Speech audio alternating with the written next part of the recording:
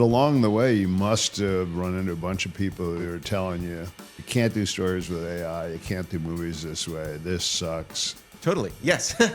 So the idea is like if you scream at the screen, you scream at your television, the television can scream back. How the hell do you prompt a narrative arc? At the very beginning, Hollywood was a tech business. The motion picture camera was like a controversial and cutting edge tool, and they figured out what to do with the technology. Welcome to the General Podcast, the show where there's no host, no script, just the best builders talking about what they do and why they do it. Today's episode brings together two people who think a lot about where storytelling is headed. Bing Gordon joined Electronic Arts in its earliest days as Chief Creative Officer. He helped build it into the gaming powerhouse it is today. He was one of the first believers that interactive media could be a true art form, and over his career he shaped iconic games like The Sims, Madden, and Farmville. Few people have thought harder about what makes a story truly work than Bing. Stephen Piron is the founder of Pickford, a new kind of studio where the audience drives the plot in real time. Before Pickford, Stephen built the world's first deepfake, the Joe Rogan one, you've probably seen it. And now he's building AI that smells like popcorn at Pickford. Right off the bat, you'll hear them dive into one of the most famous ad campaigns in tech history, EA's Can a Computer Make You Cry?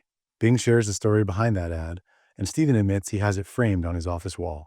From there, they get into the multiple reinventions of Hollywood, how you build character Bibles and narrative arcs in the age of AI, why hits are always flukes until they're not, and what it really takes to build an interactive platform that changes the way stories get made.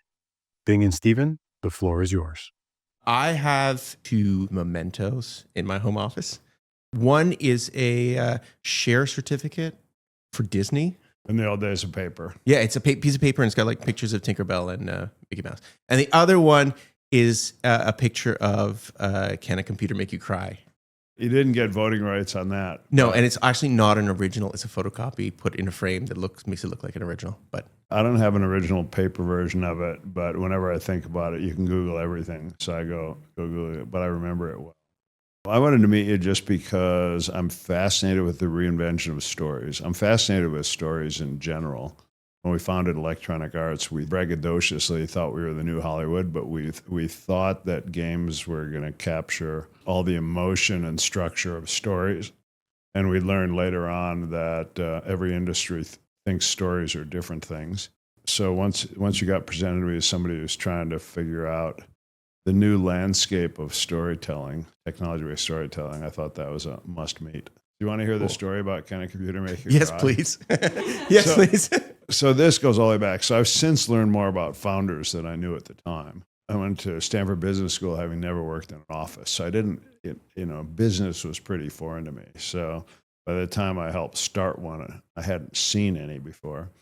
But I've since learned that the founder has to be somebody who doesn't have all the skills but can run through brick walls and then bring some people along.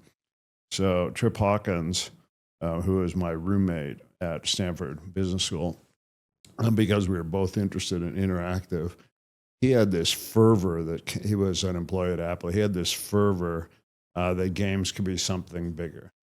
And I had a couple friends from the ad business who actually used to have an office a couple doors down from here, who ended up founding an agency called Goodby Silverstein. But it was Andy Berlin and Rich Silverstein and Jeff Goodby. And they heard Trip talk and they said, oh, this is like an artistic movement. And they first proposed that we name the company Soft Art instead of Electronic Arts, but it was always interactive entertainment. Games could be a new art form. And based on that, Silverstein had been an art director at Rolling Stone, and Berlin and Goodby were young copywriters, and they decided we needed a manifesto. So the Can a Computer Make You Cry ad is a consumer-facing manifesto. And interestingly enough, they thought that the words in the ad are unchanged by the time it launched. However, they presented it and said, these are a picture of you guys as founders. And I said, well, wait, this is not about us. This is about the software artists, kind of the work from home kids who wanted to make games. And they went, yeah, what the hell, go for it. So they then got a great rock and roll photographer named Norman Seeff who is good at sepia tone and making stuff look historic but modern. So he's going to be the photographer. We're down here on San Francisco and Union Street, and we set up a day to shoot photos. And everybody's supposed to show up at a time like we were today, you know, and you park and wander around and all that stuff. There was no Uber at the time. And a guy named Bill Budge, who is kind of the Ashton Kutcher of computer game design at the time. He's also sensitive, and he's walking and he goes, they're going to take a photo of me and I have to look cool. I'm not going to live up to it. And he walked past a head shop, San Francisco at the time, in 1983, had plenty of places to buy everything but the CBD. And he looks in, and there's this spiked cuff sitting on a mannequin in the front window. And he walks in and he goes, excuse me, is that for sale? And the guy goes, not really. He says, well, how much? And he bought it. And he walks in and sees Norman Seeff introduce himself and says, well, I brought this. And Norman Seeff goes, perfect. So that ad started with wanting a manifesto, like a .s manifesto, hired a photographer. One guy happened to walk by a head shop and got that wristband. And the original creators of the ad thought it was going to be about the founders. If you ever run into investors, we ran that ad and we thought it was magnificent. And we go into the board meeting, and the founder of Sequoia Capital was one of the board members, along with a founder of Kleiner Perkins. And Don Valentine, he goes, you should be fired. And I go, what? And he goes, you can't run ads like that. It doesn't have the product in it. You're wasting my money. And I thought, what an asshole. And, you know, I still think that of many founders. You know, what an asshole. And so, you know, we were forced to start doing product ads. But every great employee hired in the next 10 years at Electronic Arts started out saying, I'm here because of that. You're trying to reinvent storytelling based on new technology. Tell me about the NewCo. What's a vision and what are you building? When I think about AI, I think lots of people, at least in terms of storytelling, are trying to like use it in Hollywood to tell the same stories cheaper and faster. And that's cool. And it sounds like it's going to happen and it's happening. But the most exciting thing is like, what can we do that's different? When you have this technology, one thing that you can do when you can like create content on the fly and for like low cost, you can have like truly interactive media on the screen, collectively, people watching things. So the idea is like, if you scream at the screen, if you scream at your television, the television can scream back. So that's what we've been experimenting with. And I think audiences sort of really sort of resonate with that. I'm actually not, despite being inspired by the ad, I'm not actually like a super big gamer. And I talk to people about like interactivity, and they're like, there already is a medium of interactivity. It's called video games. But I think there's something new here that's like, and it's about the kind of consuming these things as a group and kind of co-creating the content you see. That's actually novel. Maybe you've said it before, but the scream at the TV and it screamed back, that's so money. So save that, save that. Don't lose that. That's highly significant, memorable positioning. At Electronic Arts, the early days, we tried to hire authors and storytellers. But later on, a guy named Will Wright, who did SimCity and The Sims, he had this epiphany that in games, the player creates their own story in their head. So The Sims was interactive and was creative, but it wasn't real-time interactive.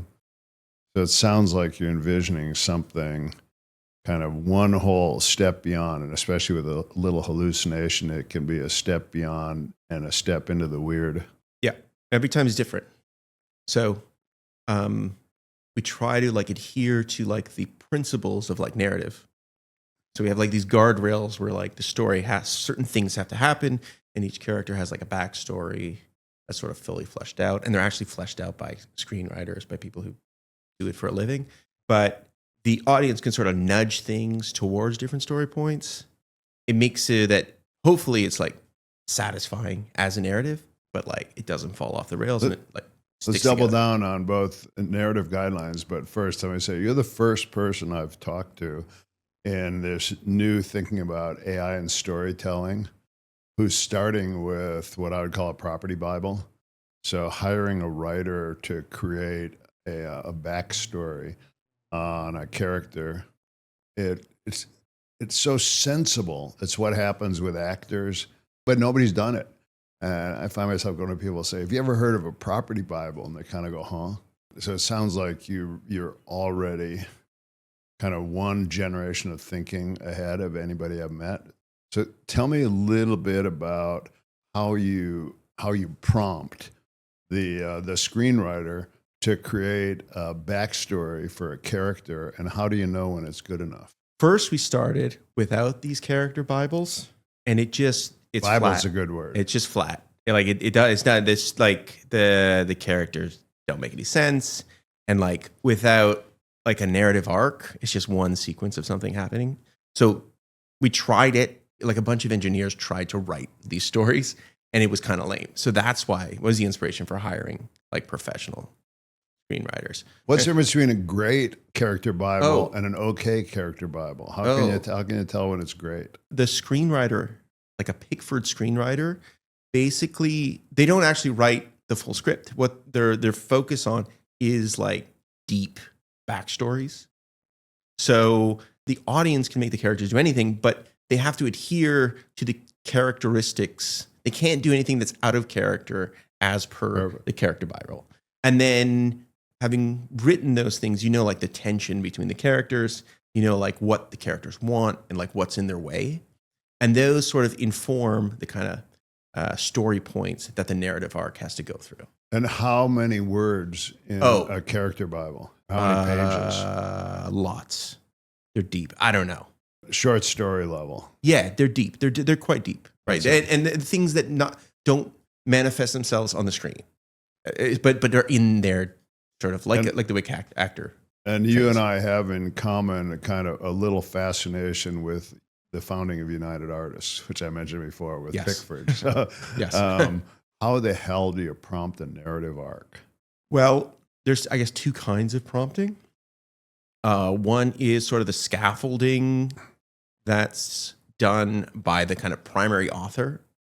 We don't have like a good name for these people. Something that's like a writer, like primary a author. Okay. Yeah, it sounds like a third grader writing a Harry Potter book. They provide the scaffolding, and then the audience is going to prompt forward, like the story forward. For the like screenwriter, it's truly all about like the interaction between characters and like the tension between characters. At every story point, does the tension increase or does it resolve? And that's basically it. And if you can like articulate that well, then you have like the elements of a story. Do you think about it 3 acts, for example, with a crisis and Yes. Yeah. And do you do exactly 3? Yeah. Oh, Yeah. So interesting. like those things are like thousands of years old. And so in exactly 3, somebody writes, and here's the ending of Act 1 in a prompt type form. That's what there are like multiple starting points to set things up, which is the first act. There's multiple like second act points, and there's multiple third act points. So there also has to be some resolution at the end, obviously, for like there has to be an ending to the story, or people don't feel it's a story. So compliment again, that sounds really smart, and I think you're a generation ahead of other people that are trying to do it. At Electronic Arts, I did a creative leaders class, and one of the people that came in and talked was Spielberg, because we were doing games with Spielberg at the time. And he had a couple things. One funny thing is he said, movie quality's gone down once they banned smoking from theaters. I used to sit in a preview house, and when people got up to get a smoke, I knew I needed to edit. But he also said, I put a stopwatch in every movie, and I try to have the same beat at the same minute in every movie. So he didn't talk in terms of acts, and maybe I think that's too pedestrian for a billionaire movie producer. But as you say, it's lived for generations. But he's also highly structured. And then this guy, William Goldman, who's writing a book called Adventure in the Screen Trade, the best book about screenwriting. He says the hardest thing as a screenwriter to do is to come up with a structure.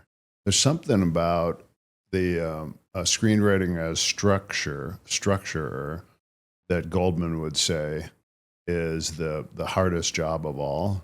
but he wouldn't call himself a structurer. He'd call himself a screenwriter. You're on something, but you could try to have structure be the new AI term for half of screenwriting. So, there's a dialogue expert that everybody knows, a dialogue punch-up, but usually as near as I can tell in movies, the screenwriter's primary job is coming up with a structure. So you're wrestling in a really interesting area. Maybe there's a new term for it that's AI generational.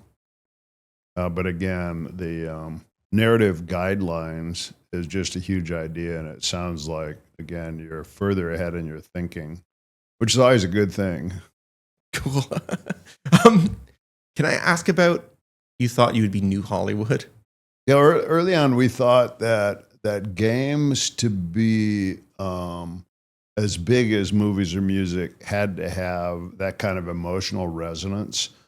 And we thought of movies as the primary emotional resonance. We were kind of movie fans. It was a little bit of kind of sophomoric fantasy, because later on we found that the movie companies didn't own anything. They kind of rented the actors, they even rented the music. And so the only movie studio that had total control was Disney, later Pixar. And again, it was kind of sophomoric. But in trying to find and trying to create meaning, we started with trying to do it with stories.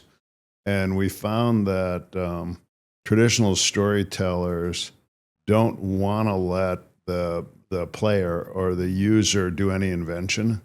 They want to be the dictator. So if you're doing a 3-act story, the screenwriter or the author really wants to guide the audience from beginning to end. Spielberg says they let the movie wash over them. You're kind of passive to it. And so that was kind of a wild goose or a dead end for us. So what we found instead is we created systems, as in EA Sports, where there was a property Bible. The property Bible for Madden, for example, was his coaching. We had his college curriculum he taught on game planning and several of his books. And from that, we kind of reverse engineered what his coaching strategy was. And then we would show him it in the games, and he'd tell us yes, no, because he didn't have a single Bible of his coaching strategy. So we kind of had to create that property Bible. Coming up with the Bible, we didn't know to call it a Bible. We mostly thought of it as trying to create the AI of the named characters in there. And then most of the games that had characters in it that could talk to you, it was kind of done on an ad hoc basis. The first game that ever had this deep, I'd say, property Bible was World of Warcraft, which took a previous game called Warcraft and took the characters and the races in that, and it actually embedded them in a world that you'd run into from time to time. But the whole game industry never got as sophisticated about property Bibles or character Bibles you're imagining. For whatever reason, the people who wanted to be New Hollywood never stole the kind of things from Hollywood that you're already making progress on stealing. Maybe it's because you live in a world where people are wordsmith and tell stories. The game industry is not very good at storytelling. I think you said as we were walking in, I said, do you hang out with storytellers? You said everybody in the Hollywood business is storytellers one way or another. They're fantasizers, they're creators, but in Silicon Valley, about the only person who ever got credit for being a great storyteller was Steve Jobs. And what people said about Steve Jobs is he had an aura of reality distortion field around him, which I think is kind of the business of Hollywood, but it's not seen as a significant value add for people in the technology business. I like the joke that in Silicon Valley, people say no to mean yes, and in Hollywood, they say yes to mean no. But along the way, you must have run into a bunch of people who are telling you, you can't do stories with AI, you can't do movies this way, this sucks. You're never going to wear an Armani suit and go to a fancy Hollywood lunch if you're doing this. So give up, young man. Totally. Yes. There's also like a due paying system in Hollywood. All right. There's also, it feels like there's also like a middle, like an intermediary culture. Like everyone is sort of like, there's intermediaries between the people you need to talk to, which doesn't really exist in Silicon Valley. It's like way more easy to get access to people, and you can share their ideas, and they might think they're dumb, but at least you can share That's them. interesting. But it feels like I have to jump through hoops and prove myself so as not to get to the next level and break the next membrane to talk to the person I want to talk to. So there's a lot of people who can say no on the Yes. way to finding someone who can say yes. They say no in a very, they smile, but they say no. They really know how to say no, like while making you feel good. That's also, and I grew up in Detroit, and there was a time in Detroit where they could afford multiple layers of stuff until they started losing money. Oftentimes you don't get efficient until you have to. So those layers in the movie studios, economics would say they're going to disappear. And you can't have the under associate West Coast promotion man anymore when you're having trouble making ends meet. The analogy and the fear that everyone has in Hollywood is that Hollywood is the next Detroit. Not to cast aspersions on your hometown, but oh no, I would cast aspersions on it. So when I was there, the Japanese car companies were starting to be good competitors, and the fathers of all the girls I tried to date would say, it's just unfair. They're competing on quality. It's kind of the innovator's dilemma. We're competing on bigness and fins, and they're competing on fit and finish. Wow, that's unfair. So kind of Detroit had it coming. Reid Hoffman in his book, The Startup of You, starts out with the Detroit analogy. I told him at the time, I said, most of the people you want to read the book won't know much about the Detroit analogy, but he basically was saying, don't be Detroit, which is a good one if you knew what Detroit is. So, the next generation might be saying, don't be Hollywood. But I mean, also at the same time, at the very beginning, Hollywood was a tech business. Right. Like the motion picture camera was like a controversial and cutting edge tool and people came to Southern California because they had light and it was away from like Edison, Madden people. And they figured out what to do with the technology. It was all reprobates and people outside the establishment. Yeah, it was all renegades. Yeah. And then, there are points in history where, they write the obituary of Hollywood, like the invention of television and like VHS tapes and streaming. And it's always sort of been able to reinvent it. So maybe there's a positive ending. Well, I really like how you're kind of learning from history and piecing it all together. It's what that Santayana said, those who don't pay attention to history are doomed to repeat it. And these bright lights, my memory is gone. The company is named after Mary Pickford, so we're trying to pay respect to history. I like it a lot. You giving her any shares?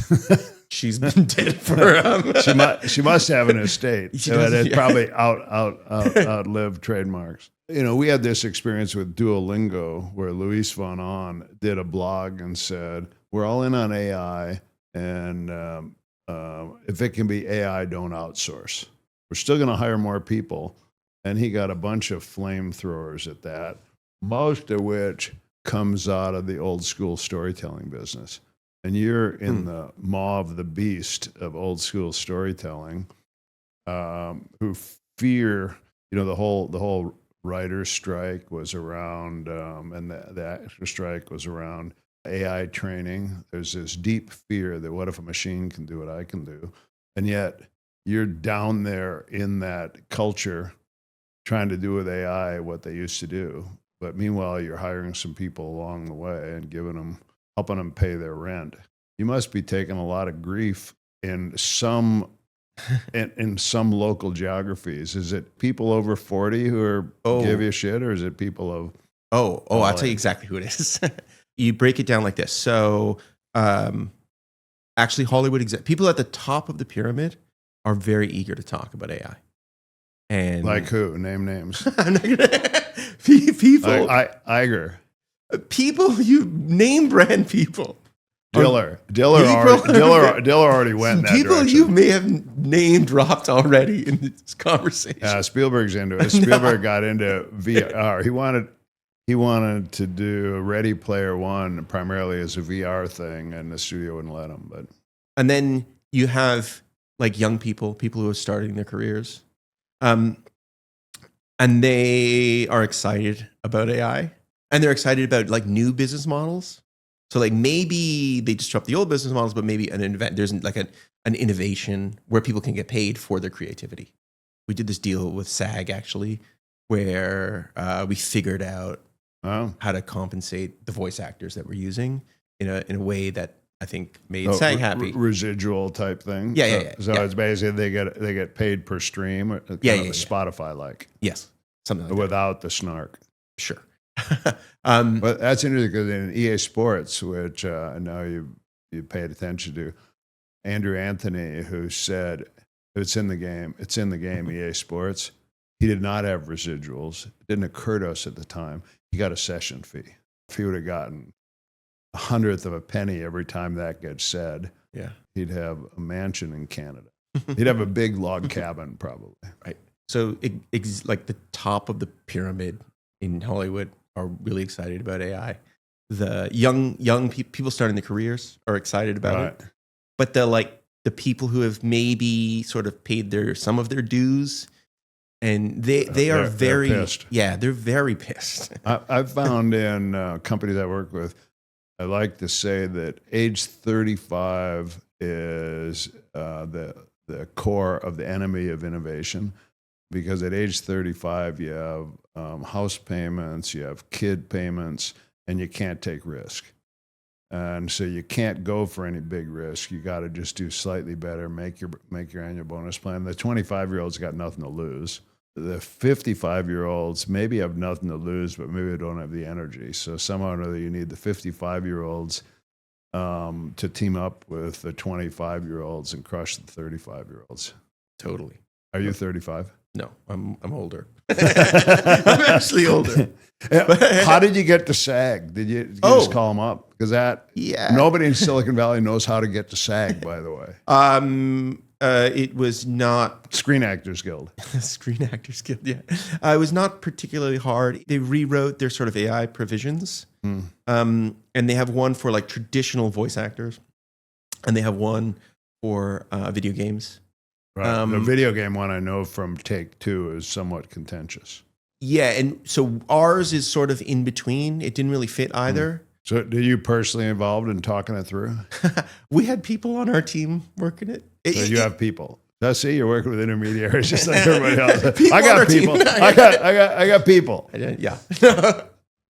My assistant deals. No, I don't have it. No, just joking. I mean, the reason is it's like a new stream of money. Yeah. And which Spotify was back in the day. Yeah. You know, which Netflix was back in the day.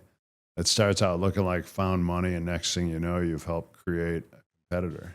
So if you were to ask me, hey, Bing, off the top of your head, hearing what I'm doing with Pickford, what advice would you have? I would start out with you're building a platform. My experience is all platforms suffer until they have a hit. In technology, the only platform that took out before it had a hit was Unity, a 3D engine.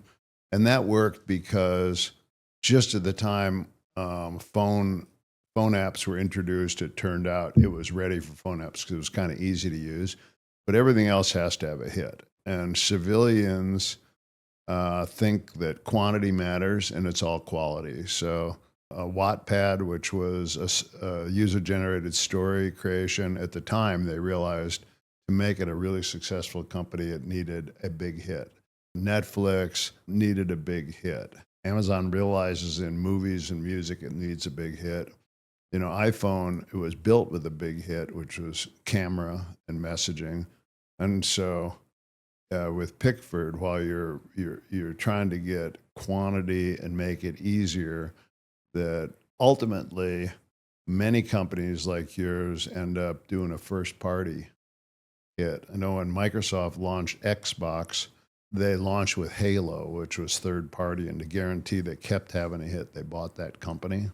Sony, they had first party hits. Nintendo had first party hits.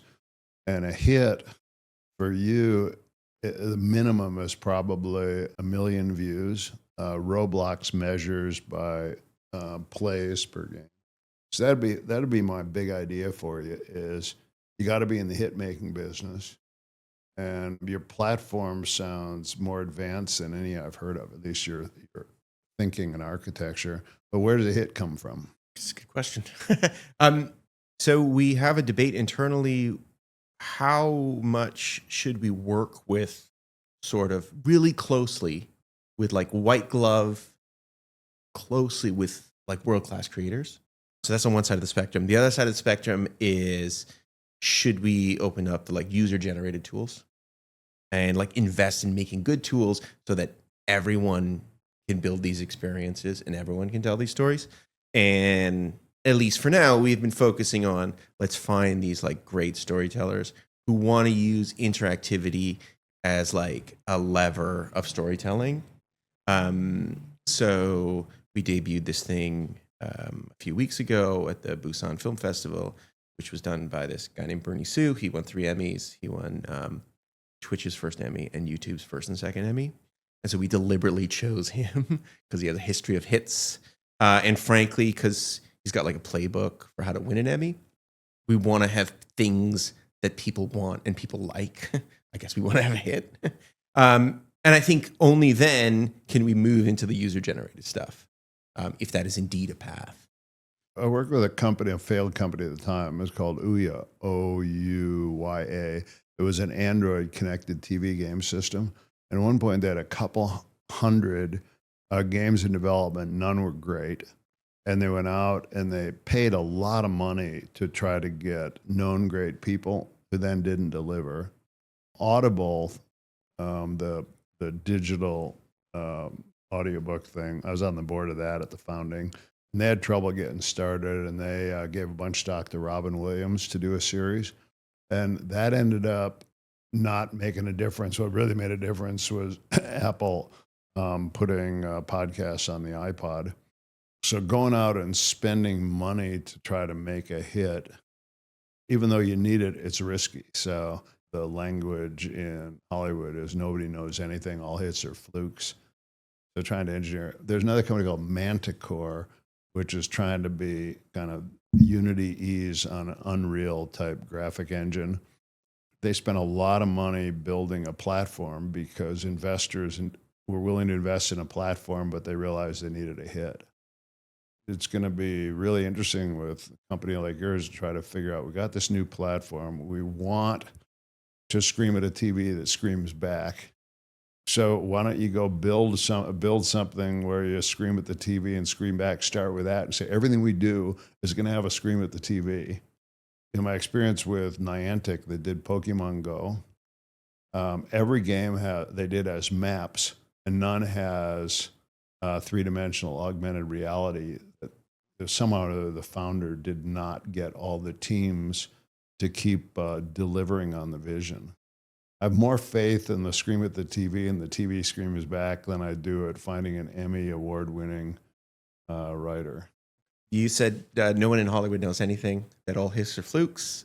You had a career in video games, famously like a hits business, and venture capital, like a hits business. What is your thoughts?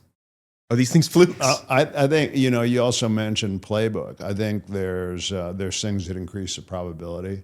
What Reid Hoffman says, I know when a category is going to work, I don't know which company. So I just try to find a company. I think Andreessen Horowitz tries to wait until one company emerges.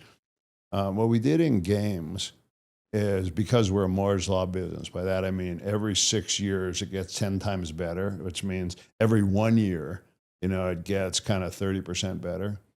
So if we could hit a known category with technical competence at exactly the right time, it would usually kind of work. I used to track predictions within EA, and a guy named Larry Probst, who was the second CEO of EA, was spectacular at predicting. He was kind of 90% right at predicting 30 days in advance because he would second guess retail feedback. Retailers, by the way, were wrong about Madden. They were wrong about The Sims. I mean, they were wrong by 99.9% on what was actually going to happen.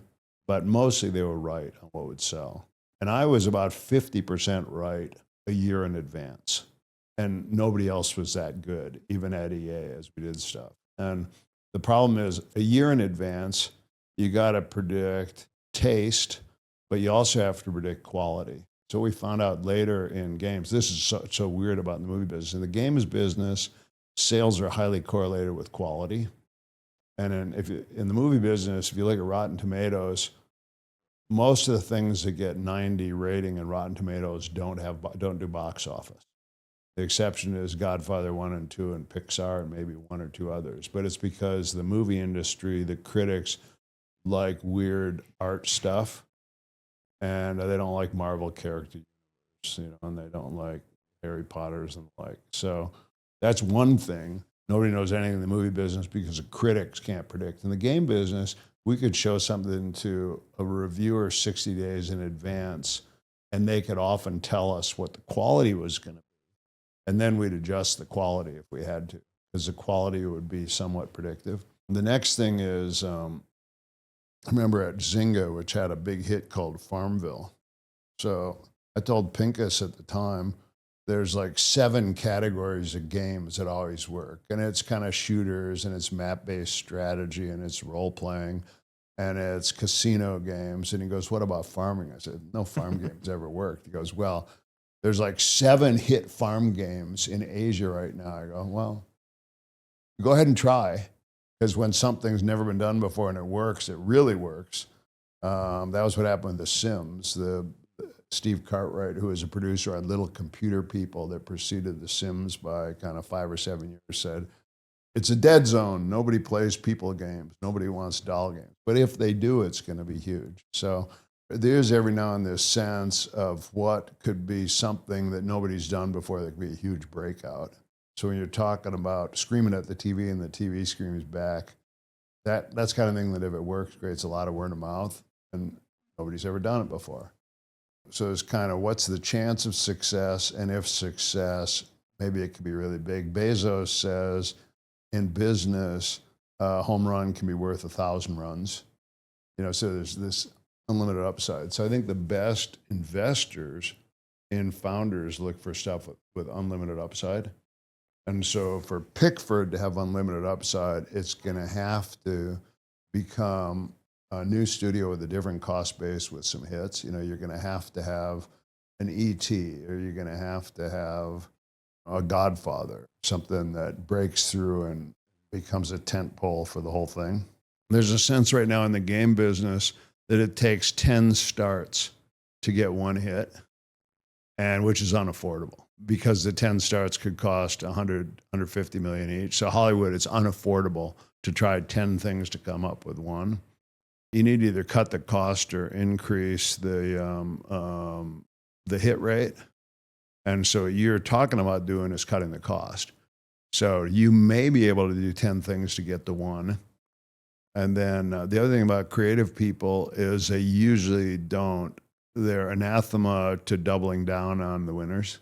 So somewhere or another, as a founder, you need to find the things that win and double down. Like, my feedback on the Scream thing. I think that's a winning meme. Double down, double down, double down.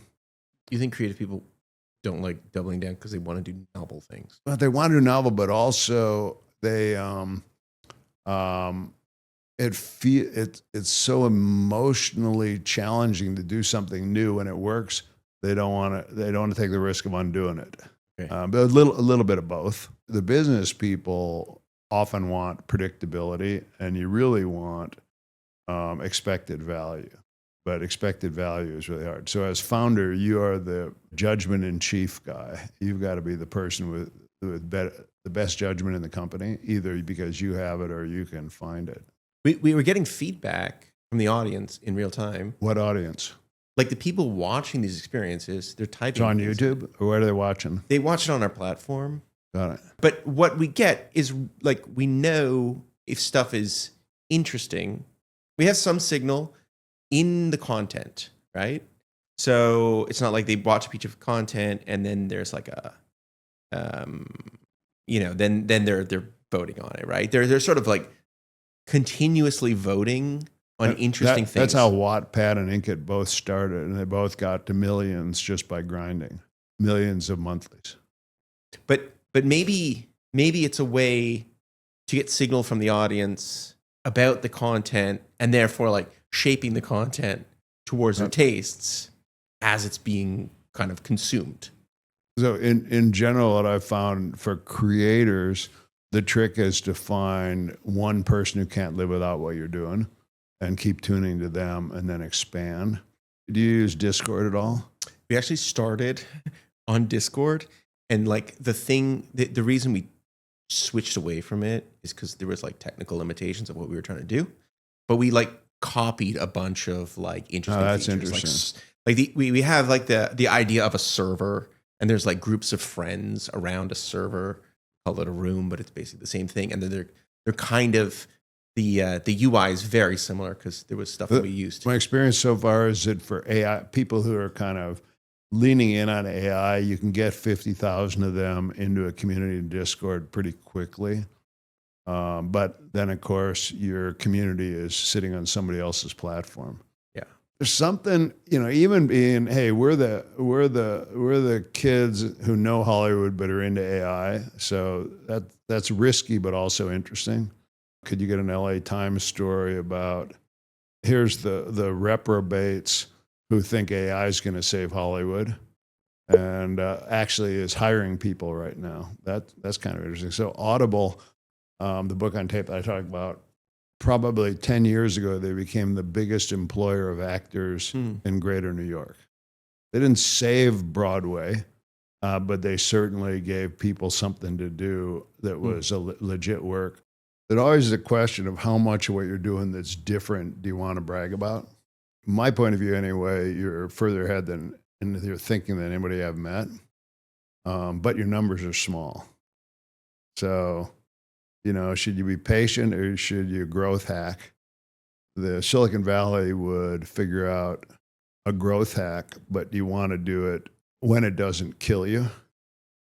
And then don't do it for very long. So growth hacking for more than about 90 days can become cancer. But if a company like yours that I see, it'd be like, how do you increase your audience by 70% per quarter, 4 quarters in a row, or even 10x? And it's likely until you get to 1 million monthly users, you risk being ephemeral. The moles inside the Hollywood ecosystem who are trying to reinvent, kind of the new United Artists is just interesting. And now you need to get somebody to legitimize the story. There's like still this like mythology around Hollywood.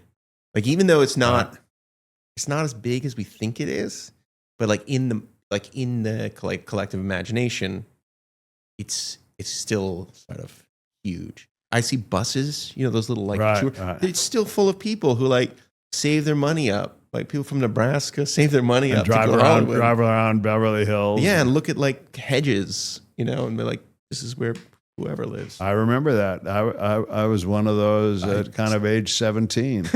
I've been on them myself. Interesting. So, there's a vision for you. What year do those Hollywood tour buses drive by the Pickford office? When does Pickford have its first big billboard on Sunset? Yeah. We actually looked into that, and you can get, it's like between like a billboard will run for like a month, and then another one will run for the month, and then they have like a 3-day stub, and you can get one for reasonably $10,000 or $100,000. Yeah, no, like $5,000. But the thing is, you need to go to a special printer. Like only special printers print the like 50-foot sign or whatever. Wow. So that's the cost. So we could probably production costs more than distribution. Yes. But if I spent $5,000 on a Sunset Boulevard like that, you just tell everybody in your community drive up Sunset in the next 3 days. Do it right now, and I'll give you a reward. Well, it's been fascinating to watch Pickford unfold. what nobody tells you about doing a startup is every day you're looking into this black hole of the future and you have no idea what's going on. But meanwhile, you have to create a platform of confidence for everybody who works for you. You're dying on the inside and confident on the outside, and then doing everything you can to make sure the small negatives don't kill you. Feel it. I feel it every day. And that actually, Silicon Valley is better at understanding that than Hollywood did. Silicon Valley makes money by taking risk, and Hollywood does not. Anything useful for you? Yes, I feel much smarter. I feel like I've learned something. Well, you got some compliments too. Thank you. At least, Thank you. Some of what you're doing is as unique as you hope. At least from my point of view. And again, back to this: double down on what's really good.